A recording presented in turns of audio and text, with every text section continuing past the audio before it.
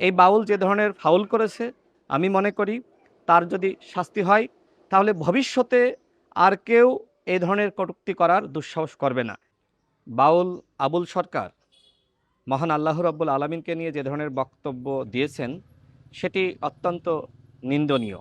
আমি মনে করি তার শাস্তি হওয়া উচিত, যাতে করে ভবিষ্যতে কেউ আল্লাহকে নিয়ে রাসূলকে নিয়ে এই ধরনের কটূক্তি না করতে পারে। অনেকে দেখলাম এই বাউলের মুক্তির দাবিতে আন্দোলন করছে। আমার কাছে মনে হয় যে তারা হয়তো এই বাউলের যে ফাউল বক্তব্য সেটি শোনে নাই। দেখেন, আমরা বাংলাদেশের মানুষ, আমরা অত্যন্ত অসাম্প্রদায়িক। আমরা মনে করি এদেশে যারা হিন্দু রয়েছে তারা স্বাধীনভাবে তাদের ধর্ম পালন করবে, যারা মুসলমান রয়েছে তারা স্বাধীনভাবে তাদের ধর্ম পালন করবে।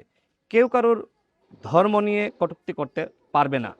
এই বাউল যে ধরনের ফাউল করেছে আমি মনে করি তার যদি শাস্তি হয় তাহলে ভবিষ্যতে আর কেউ এই ধরনের কটূক্তি করার দুঃসাহস করবে না।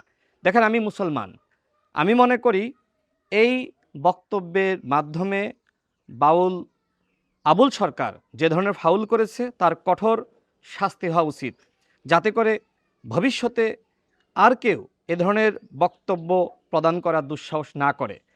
আমি মুসলমান, আমার কাছে সবার আগে ধর্ম আগে। সুতরাং আমি মনে করি আমার ধর্মীয় অনুভূতিতে এই বাউল আঘাত করেছে, তার যথাযথ শাস্তি এই সরকারকে নিশ্চিত করতে হবে। এবং একই সাথে যারা আন্দোলন করছে আমি তাদের কাছে অনুরোধ রাখতে চাই, আপনারা আগে তার বক্তব্য শোনেন, এরপরে আপনারা আন্দোলন করেন। বাংলাদেশে যারা শিল্পী রয়েছে তারা তাদের শিল্পকর্ম নিয়ে এবং তাদের শিল্প চর্চা তারা করতে পারে, এটাতে আমাদের কোনো আপত্তি নাই। আমরা মনে করি বাংলাদেশের মানুষের সেই ধরনের স্বাধীনতা রয়েছে, যারা শিল্পী তারা তাদের কার্যক্রম পরিচালনা করবে। কিন্তু এর মানে এই নয় যে আপনি ধর্মকে নিয়ে আপনি কটূক্তি করবেন। হ্যাঁ, আপনি ধর্মকে নিয়ে মন্তব্য করতে পারেন, কিন্তু সেইটা যাতে আসলে ধর্মের সাথে সাংঘর্ষিক না হয় এবং ওই ধর্মের মানুষের ধর্মীয় অনুভূতিতে আঘাত না আনে, এই বিষয়গুলো আমাদের অবশ্যই লক্ষ্য রাখা উচিত।